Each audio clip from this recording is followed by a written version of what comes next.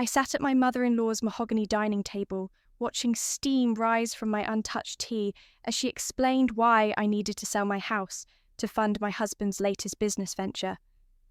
The irony wasn't lost on me. They'd already sold the house.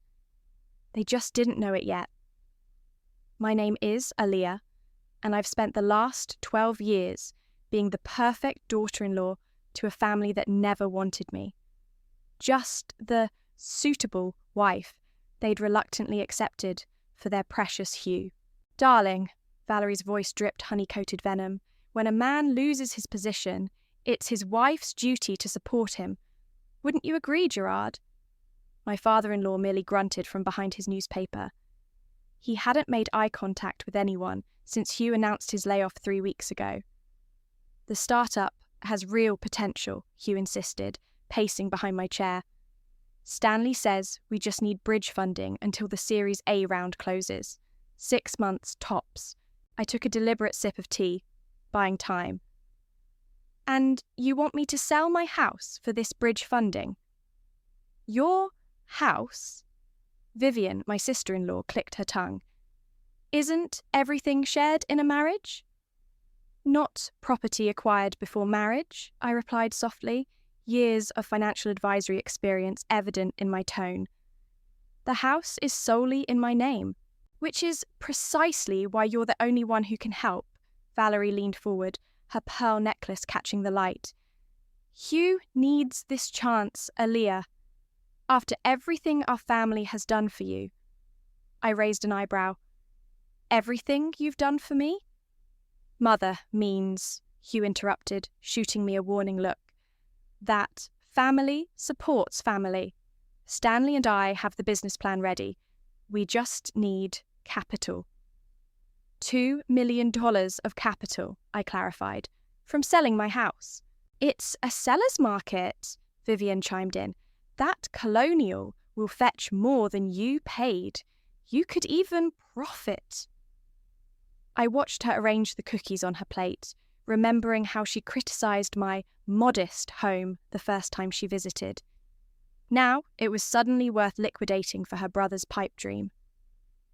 The property values in that neighbourhood have tripled, Valerie added. Gerard and I have already spoken to our realtor friend. She can list it immediately. My teacup clinked against its saucer. You spoke to a realtor about my house? We're being proactive, Hugh said. Stanley needs an answer by Friday.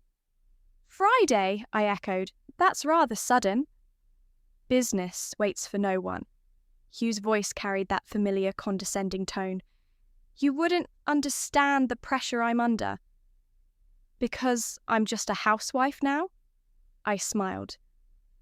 Remind me, Hugh, who advised you against quitting your job for cryptocurrency trading last year? The room tensed. Valerie's fingers tightened around her cup. That's ancient history. Hugh has a real opportunity now. Stanley's connections. The same Stanley who lost your Christmas fund in that NFT scheme? That's enough. Hugh slammed his hand on the table. Tea splashed from several cups. This isn't a debate, Aaliyah. The house needs to be sold.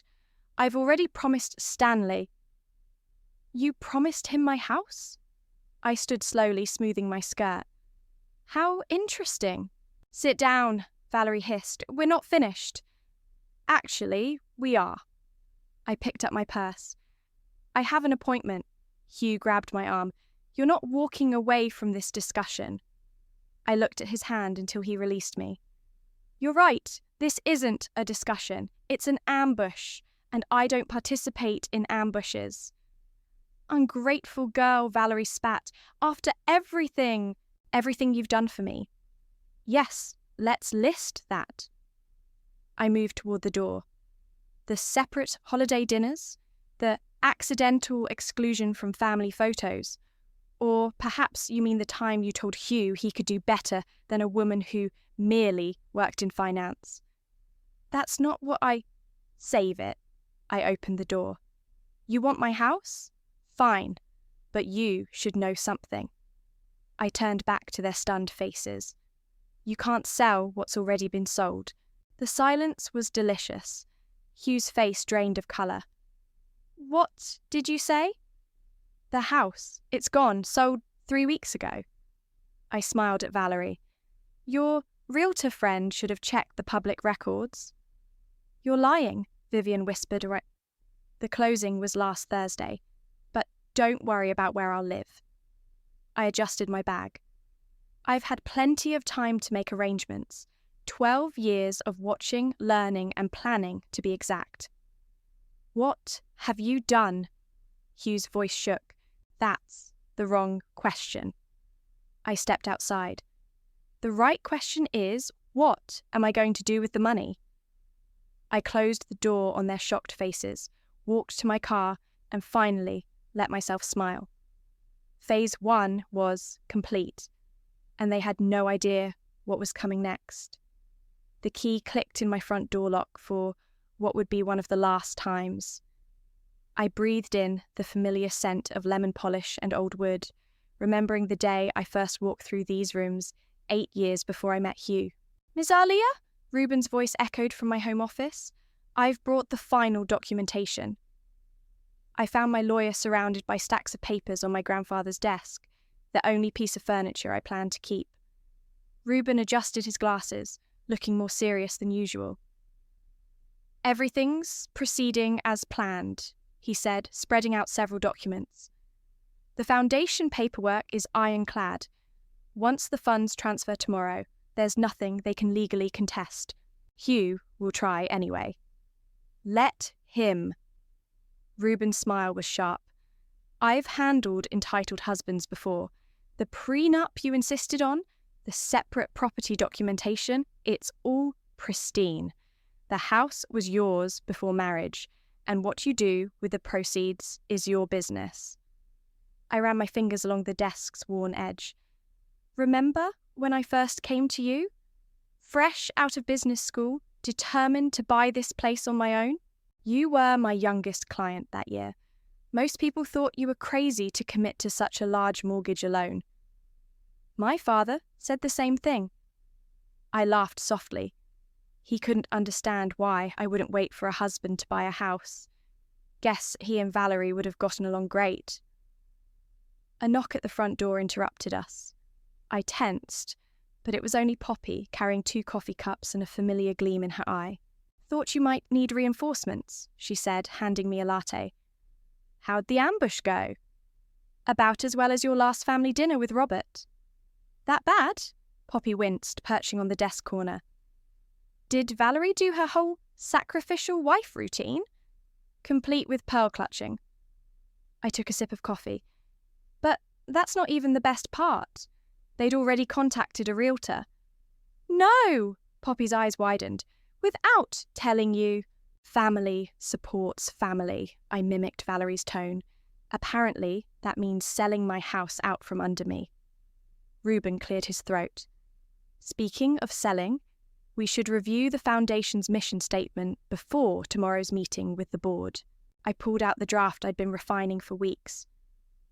Women's financial independence through education, legal support, and emergency assistance. We focus on those trapped in financially controlling relationships, providing resources to help them escape and rebuild. Just like you helped me, Poppy said quietly. When Robert froze our accounts, your advice saved my life. Not everyone has a financial advisor friend in their corner. Now, they will. I handed the paper to Reuben. $2 million properly invested can help hundreds of women. The ultimate revenge, Poppy grinned. Using their greed to fund other women's freedom? Brilliant. It's not about revenge, I corrected her, but my smile betrayed me. Okay, maybe a little, but mostly it's about making something good from all these years of subtle manipulation. My phone buzzed. Hugh's 7th call since I'd left his mother's house. I declined it. He's not going to stop, Reuben warned. None of them will. Are you ready for the fallout? I walked to the bay window, my favourite spot in the house. The maple tree I'd watched grow from a sapling was turning golden in the October light. Do you know what Valerie said to me the day before my wedding? Poppy and Reuben waited. She said I should be grateful Hugh was willing to marry a woman who couldn't give him a proper family home, that my little starter house showed a lack of ambition. I turned back to them. She never once asked why this house mattered to me. None of them did. Why does it? Poppy asked softly. Because I bought it the day after I buried my mother. She spent her whole life depending on men who controlled every penny she earned. This house was my promise to her, and to myself, that I'd never live that way. My phone buzzed again. This time it was Vivian. Right on schedule, I murmured. The flying monkeys are being deployed. Want me to stay? Poppy offered. No. I straightened my shoulders. I need to pack anyway. The new tenant moves in next week. You're renting it out? Reuben looked surprised. To a single mother of 3 who just left her abusive husband. First year's rent-free while she gets back on her feet. I smiled. Seemed fitting. Poppy hugged me fiercely. You're my hero, you know that. I'm not a hero, I said, walking them to the door. I'm just done being the villain in someone else's story. After they left, I stood in my empty living room, remembering all the dreams I'd had for this space, before Hugh and his family slowly dimmed them. Tomorrow, those dreams would transform into something bigger than myself. My phone buzzed again. Valerie, this time. I blocked the number and went upstairs to pack. The sound of cardboard boxes hitting my hardwood floors echoed through the house. Valerie had arrived, uninvited, with reinforcements, Vivian, and 2 movers she'd hired without consulting me. These antiques simply must be packed properly, Valerie announced, gesturing at my grandmother's china cabinet. We can't trust just anyone with family heirlooms. They're my heirlooms, I corrected, watching her direct the movers. From my family. Well, they'll need proper storage until you and Hugh find a new place. She snapped her fingers at one of the movers. Careful with that. It's probably worth more than your monthly salary. I bit my tongue, remembering my lawyer's advice. Let them think they're in control. Vivian emerged from my kitchen, arms full of my mother's copper cookware. These are so rustic. Perhaps it's time for an upgrade. I know this lovely Williams-Sonoma set. The copper stays with me. Don't be difficult, Aaliyah, Valerie sighed, writing storage in bold letters across a box. Hugh says you're being completely unreasonable about the house sale. Stanley needs an answer today. Stanley already has his answer. I moved to rescue a photo album from Vivian's grasp. The house is sold. The money is gone. End of story. Gone where exactly? Vivian's eyes narrowed. Because Hugh checked the accounts. Hugh checked our joint accounts, I corrected, which, as you know, I haven't used since he borrowed my emergency fund for his crypto investment. The front door opened again. Hugh stormed in, followed by Stanley, who looked around my house like he was appraising a garage sale. We need to talk, Hugh demanded, grabbing my arm. Now! I extracted myself from his grip. We're talking right here. Stanley has investors lined up, Hugh lowered his voice. Real investors. But they need proof of capital today. Where's the money, Aaliyah? In a secure location, I replied calmly, being put to better use than another doomed startup. Stanley stepped forward, all fake charm. Listen, Aaliyah, I know you're upset about the house, but this opportunity is exactly like the last 3 opportunities. I smiled. The NFT marketplace, the blockchain dating app, the crypto-powered food delivery service. Those were learning experiences. Hugh's face reddened. This is different. Everything okay in here? One of the movers paused in the doorway, looking concerned at the tension. Fine, Valerie snapped. Continue packing. Actually, I raised my voice. Please stop packing. All of you. This isn't your house to pack up. Don't be ridiculous, Vivian scoffed. Where else would you go? I have an apartment downtown, near my new office. The room went silent. Hugh's face drained of colour. New office? Did you think I'd just sit around after you lost your job? I moved to the window. I'm returning to financial advising. My old firm was quite eager to have me back. But what about supporting your husband? Valerie sputtered. I've supported Hugh through 3 failed ventures and 1 gambling phase disguised as day trading. I'm done. Stanley stepped closer, his voice oily. Aaliyah, be reasonable. This attitude isn't helping anyone. My attitude? I laughed. You mean my refusal to hand over $2 million to men who've never successfully managed a business? You're right. It's not helping you at all. That's enough. Hugh slammed his hand on the wall. You're my wife. That means what, Hugh? I kept my voice steady. That I should sacrifice my financial security for your ego. That I should watch you and Stanley burn through my house money like you burned through our savings? Valerie moved to intervene. Now, dear. No. I held up my hand. For 12 years, I've listened to all of you. I've smiled through the insults, the suggestions, the constant undermining. But this is my house, my money, my choice. You'll regret this, Hugh warned. The only thing I regret is not doing it sooner. I turned to the movers. Please leave, now. I'll pay you for your time.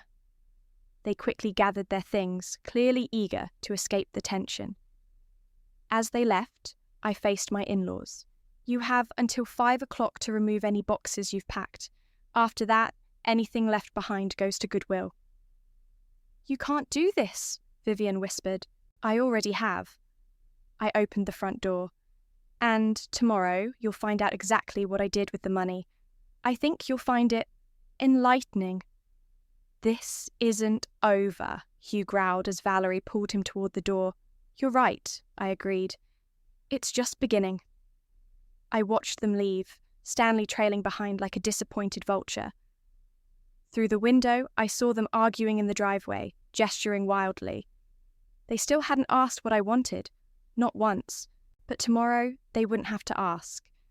Tomorrow they'd know exactly what I was capable of. You should have seen their faces, I told Poppy over coffee the next morning.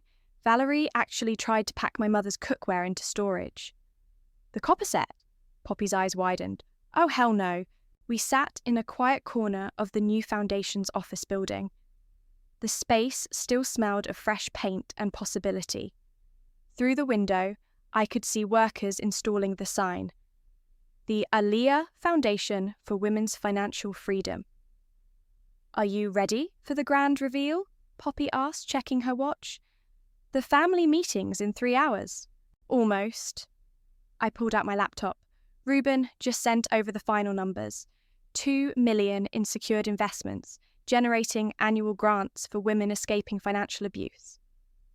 Just like I had to. Poppy's voice softened. God, I remember feeling so trapped. Robert controlled everything. The accounts, the credit cards. Even my paycheck had to go into his account. And now you're helping run a foundation to prevent that from happening to others. I reached across and squeezed her hand. You're the perfect program director. Speaking of perfect, Poppy grinned. Wait until you see what just arrived. She led me down the hallway to a large conference room. There, mounted on the wall, was a brass plaque listing the foundation's board of directors. My name gleamed at the top. It's real, I whispered. It's actually happening. Ms. Aaliyah? Our new receptionist appeared in the doorway. Your lawyer is here with the final paperwork. Ruben entered, briefcase in hand. Everything's filed and official. The money's fully transferred and legally protected. Hugh or his family can't touch it without triggering serious penalties. And the confidentiality agreements? I asked. Ironclad. The foundation staff can't reveal details about any of our clients. Women can seek help without their controlling partners knowing. My phone buzzed, a text from Valerie. Family meeting at 2 p.m, non-negotiable, bringing Stanley's investors. They still think they can access the money. I showed them the text. They have no idea. Want me to be there when you tell them? Poppy offered. Actually, I smiled, I have a better idea. 2 hours later, I sat in my new office, reviewing the Foundation's first batch of grant applications. Stories of women trapped by financial abuse filled my screen, each one eerily familiar. A knock at my door revealed Sandra, our first official client. Her hands twisted nervously in her lap as she sat down. I can't believe this is real, she whispered, when my shelter counselor told me about your foundation. I've been trying to leave Mike for 3 years, but he controls everything. Not anymore. I handed her an envelope. Your grant's been approved. First month's rent, security deposit, and 6 months of financial counselling. Sandra burst into tears. How can I ever repay you? Build your new life. That's repayment enough. After she left, Poppy poked her head in. It's time. You ready? I gathered my things, including one very special document. Ready. The drive to Valerie's house felt different this time. No anxiety, no dread, just calm certainty. Hugh's car was already there, along with Stanley's expensive SUV and several other vehicles I didn't recognise. Clearly they'd brought reinforcements. Perfect timing, Poppy whispered as we walked up the path. Inside, the dining room was packed. Hugh, Stanley, and 3 men in business suits sat at one end. Valerie and Gerard occupied their usual spots, with Vivian hovering nearby. Aaliyah, Valerie's smile was tight. We didn't expect company. This is Poppy, I said smoothly, my Foundation's program director. Foundation? Stanley frowned. What foundation? I placed my folder on the table. The Aaliyah Foundation for Women's Financial Freedom, funded by the sale of my house. The silence was deafening. You started a charity. Hugh's voice cracked. Not just any charity. Poppy stepped forward. We help women escape financially controlling relationships, provide grants, legal aid, counselling, everything I wished I'd had when leaving my ex-husband. This is absurd, Stanley sputtered. The investors can leave, I interrupted. The money's gone, legally protected and already helping women rebuild their lives. Valerie stood, face purple with rage. You selfish, ungrateful. Actually, I cut her off. I'm very grateful. You all taught me exactly what women need protection from. Every manipulative comment, every financial power play, it all helped shape the Foundation's mission. I'll contest this, Hugh threatened. Try it. I slid the legal document forward. The penalty clause is quite severe. Would you like to read it? As Hugh snatched up the paper, my phone dinged. A text from Sandra. Signed the lease. I'm free. I smiled at my stunned in-laws. Now, shall we discuss what happens next? Because believe me, this is just the beginning. Hugh slammed the legal document onto the table. This is a joke, right? You can't seriously have done this. Oh, but I did. I pulled out my phone and projected the Foundation's website onto Valerie's pristine dining room wall. Would you like a tour? The logo filled the space. My name in elegant script above clasped hands forming a heart. Poppy advanced to the next slide, showing our first successful grant recipient moving into her new apartment. Stop this nonsense immediately, Valerie commanded, her voice shaking. This is not what family does. Really? I tilted my head. Because I thought family supported family. Isn't that what you always say? This is different, Stanley interjected, his investors shifting uncomfortably beside him. This is business. You're right, I agreed. This is business, my business, founded with my money from my house. One of the investors cleared his throat. Perhaps we should reconvene when family matters are settled. There's nothing to settle, I said smoothly.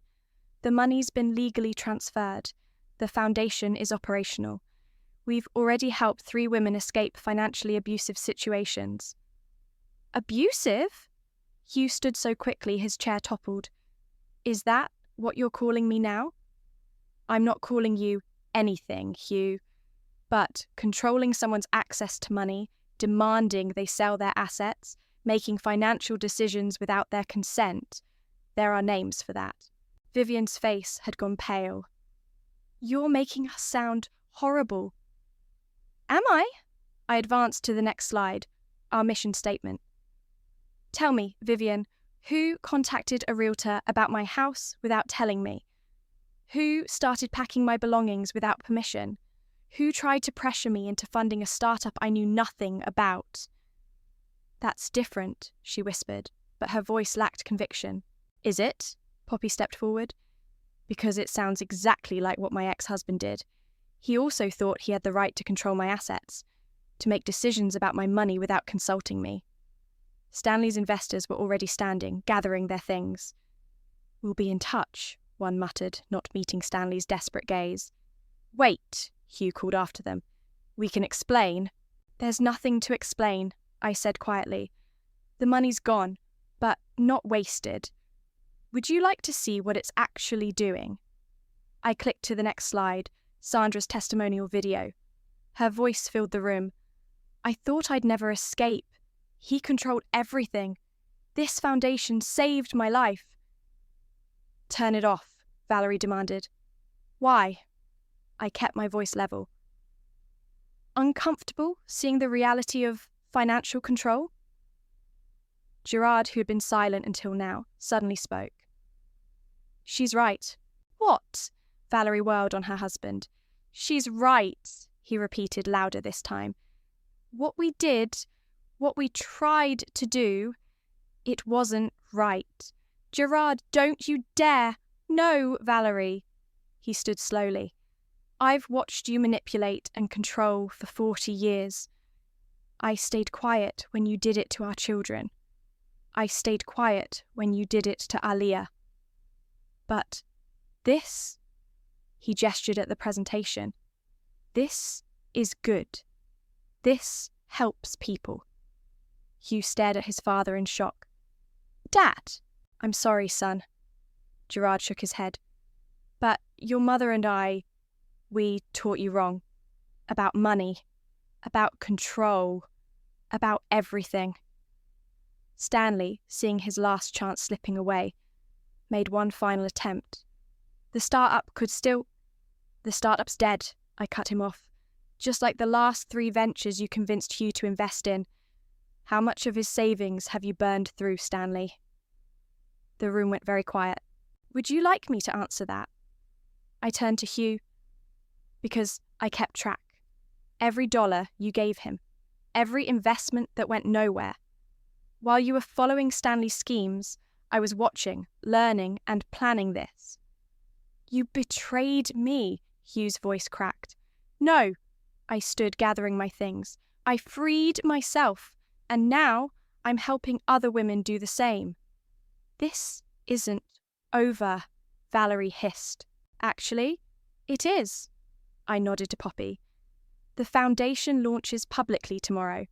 There's even a journalist doing a piece on financial abuse and women's empowerment. Don't worry, I kept your names out of it. This isn't about revenge, it's about change.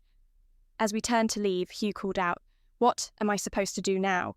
I looked back at him. Really looked at him. For the first time in years. That's not my problem anymore. But here's some free financial advice. Stop letting Stanley make your decisions. Poppy and I walked out, leaving them with the foundation's website still projected on the wall. Through the window, I could see them staring at Sandra's story, at the mission statement, at the proof that their control had backfired spectacularly. You okay? Poppy asked as we got into my car. I started the engine, watching Gerard follow us out. He gave me a small nod, part apology, part approval. I'm better than okay, I replied. I'm free. And tomorrow we help more women find their freedom too. As we drove away, my phone buzzed with notifications. More grant applications flooding in. The work was just beginning. The foundation's launch event was in full swing when Reuben rushed into my office, his usually calm demeanour shaken. "Hugh's here, with lawyers." I smoothed my blazer, checking my reflection in the window. "Right, on schedule. Send them in." Hugh entered with 2 suits trailing behind him, their expensive briefcases matching their grim expressions. The office, my office, suddenly felt smaller. "Quite a show you're putting on." Hugh gestured to the event happening in the main space, where dozens of supporters and potential donors mingled. "Using my family's reputation to fund your little revenge project." "Your family's reputation?" I raised an eyebrow. "I don't recall mentioning the Watsons anywhere in our materials." The taller lawyer stepped forward. "Ms., I corrected. "And you are?" "Richard Mills, representing Mr." "Let me stop you there." I pressed the intercom. "Reuben, would you join us?" Hugh's face darkened as my lawyer entered. "You really want to do this?" "Do what, Hugh? Protect my assets? Help other women? Or are you here because Stanley's investors pulled out after seeing what financial control actually looks like?" The shorter lawyer cleared his throat. "Our client has concerns about the disposition of marital assets." "The house wasn't a marital asset," Reuben interrupted smoothly. "As your client well knows. Would you like to see the documentation again?" Through the glass walls, I could see Poppy leading a tour group past my office. She paused, concern crossing her face, but I waved her on. "This foundation," Hugh spat the word, "is built on lies. You're painting me as some kind of monster." "Actually," I opened my laptop, "we've never mentioned you at all. Would you like to see our case files, our testimonials?" "None of them involve you, Hugh, though the patterns might seem familiar." The taller lawyer leaned forward to whisper something to Hugh, who shook him off. "You humiliated my mother," he growled, "made my father turn against us." "Your father made his own choices, just like I made mine." A knock at the door revealed Gerard himself, looking uncomfortable in a suit I'd never seen before. "Dad?" Hugh's voice cracked. "What are you doing here?" "Supporting something good," Gerard replied quietly. "For once in my life." The lawyers exchanged glances as Gerard moved to stand beside my desk. "I'd like to make a donation," he said, placing an envelope in front of me. "In your mother's name, if that's acceptable." I opened the envelope. Inside was a check for $50,000. Hugh stumbled back. "You can't." "I can," Gerard's voice was firm. "Your mother doesn't know, and she won't unless you tell her." "Why?" Hugh whispered. "Because I watched her do to you what she did to me. What you tried to do to Aaliyah, it stops here." The shorter lawyer touched Hugh's arm. "Perhaps we should reconvene when emotions are less heated." "There's nothing to reconvene about," Reuben stated. "The Foundation's legal status is ironclad. Any attempt to challenge it will only bring attention to why it was needed in the first place." Through the glass, I could see Stanley hovering near the reception desk, trying to smooth talk his way past security. A familiar desperation coloured his movements. "Your partner's here," I told Hugh, "probably looking for more capital to burn. Will you give him your last savings too?" Hugh's face flushed. "Stanley has connections." "Stanley has nothing," Gerard cut in. "I checked, son. All those companies he claimed to have started, they don't exist. The investors he promised, all smoke." The lawyers were packing up, clearly sensing a lost cause. Hugh stood frozen, watching his father shake my hand. "The Foundation will put your donation to good use," I told Gerard. "Would you like to meet some of the women we're helping?" "I would," he nodded, then turned to his son. "Hugh, you can come with me, or you can leave with your lawyers. Your choice." Hugh's face crumpled. For a moment, I saw the man I'd first married, before his mother's influence, before Stanley's schemes, before the money became more important than us. The house was supposed to be our future, he said softly. No, I replied. The house was my past. This foundation is my future, and it's helping create futures for other women too. He turned and walked out, lawyers trailing behind him. Through the glass, I watched him brush past Stanley without stopping. He'll try again, Reuben warned. Let him, Gerard said. Sometimes a man needs to lose everything to see what he's become. I stood, straightening my jacket. Shall we join the event? There's someone I'd like you to meet. As we walked out, I saw Stanley being escorted from the building, still protesting about his investment opportunity. Hugh was nowhere in sight. The foundation sign gleamed above us, a beacon of hope and change. Below it, women gathered, sharing stories, finding strength. This was worth everything. They're calling it a feminist conspiracy, Poppy announced, dropping a stack of printouts on my desk. Valerie's been busy on social media. I scanned the posts, carefully worded accusations about manipulative women and destruction of family values. No names mentioned, but the target was clear. She's rallying the troops, I murmured, noting the comments from her country club friends. Look at this. They're calling for a boycott of our donors. Too late, Poppy grinned. After that article about financial abuse went viral, our funding doubled. Turns out lots of women relate to our mission. My phone buzzed. Another email from Hugh's lawyers. Third one this week. I forwarded it to Reuben without reading it. How's Stanley's startup doing? Poppy asked, settling into the chair across from me. Before I could answer, Sandra burst into my office, waving her phone. You need to see this. She pulled up a local business news website. There it was in bold headlines. Tech startup collapses amid fraud allegations. Investors lost millions. Stanley's been arrested, Sandra continued. Something about fake investor documents and misappropriated funds. My phone rang, Hugh's number. For the first time in weeks, I answered. Did you know? His voice was raw. About Stanley? I suspected, I replied honestly. It's why I never let you invest my money in his schemes.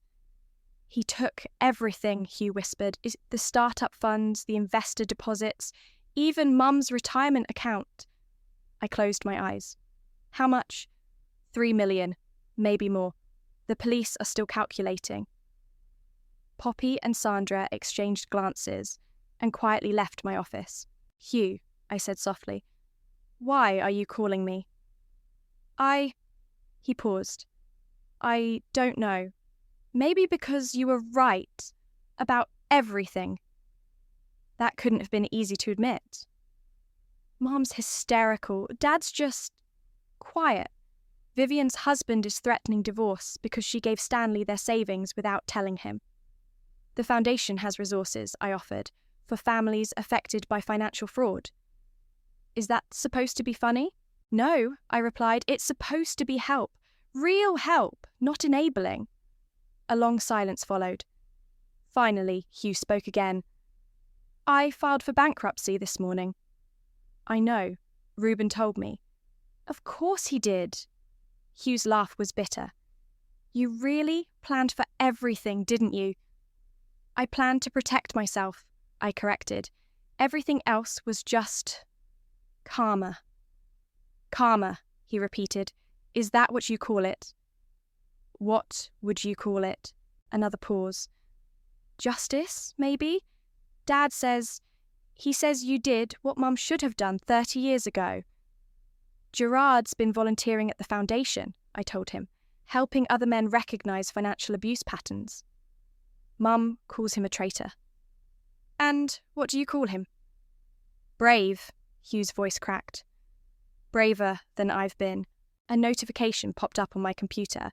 Another woman seeking help. Her story was painfully familiar. Husband controlling finances, emotional manipulation, threats about family loyalty. Hugh, I said, I need to go. We have a client. Wait, he said quickly. The journalist who wrote about the foundation. She wants to interview me. I sat up straighter. About? About being on the other side. About realizing what I did wrong. That's your choice to make. Would it help? He asked us. The foundation, I mean. Would my story help other people understand? I thought about all the women who'd come through our doors, all the patterns they described, all the Hugh-like husbands who thought control was love. Yes, I said finally, it would help. Then I'll do it. Not for you, but maybe for Dad and for whoever needs to hear it. After we hung up, I sat in my quiet office, reading Valerie's latest social media rant. She was calling for a protest outside the foundation, claiming we were destroying families. My phone buzzed with a text from Gerard. Don't worry about Valerie. Every time she posts, we get 3 new volunteers. Another notification. Stanley's arrest was trending locally. Vivian had unfriended me on every platform. Hugh's bankruptcy filing would be public record by morning. A knock at my door revealed Poppy with fresh coffee and a knowing look. You okay? Better than okay, I replied, opening the new client's application. We have work to do. Always do, she agreed. By the way, that woman you helped last week, she just got her first job in 15 years. I smiled, remembering my own mother, who never got that chance. Then, let's help the next one. Outside my office, the foundation hummed with activity. Women helping women, breaking cycles, building futures. Not revenge, but revolution. One story at a time. The diner's bell chimed as Hugh walked in, looking different than I remembered. Cheaper suit, humbler posture, eyes that actually met mine instead of looking through me. He slid into the booth across from me, hands wrapped around a manila envelope. Thanks for meeting me, he said. Your message said it was important. I stirred my coffee, watching him fidget. The interview went live yesterday. I saw. He placed the envelope between us.